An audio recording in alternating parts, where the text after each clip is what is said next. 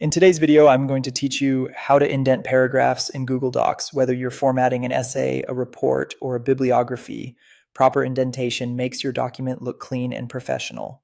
I'll walk you through 3 easy methods so you can pick the one that fits your workflow. First, the fastest way to create a standard first-line indent is with the ruler.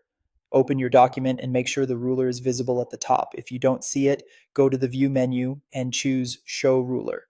On the left side of the ruler, you'll notice 2 markers stacked together, a small triangle on top and a rectangle right beneath it. The triangle controls the first line indent, the rectangle controls the left indent for the entire paragraph. To indent only the first line, click and drag just the top triangle to the right.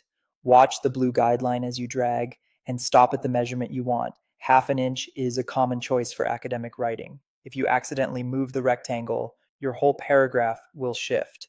Simply drag it back. You can repeat this for any section as you go and reset by dragging the triangle back to the margin. For more precise control, use the Format menu. Start by highlighting the paragraph or paragraphs you want to adjust. Then click Format, go to Align and Indent, and choose Indentation options.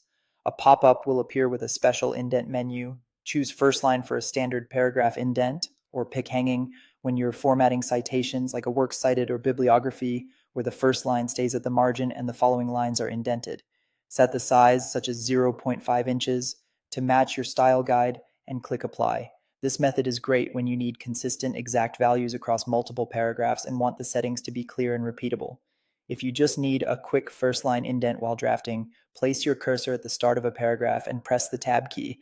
That instantly creates an indent. Keep in mind, this method is less consistent for formal formatting, especially when documents are edited later or styles change, so use it mainly for quick notes or informal work.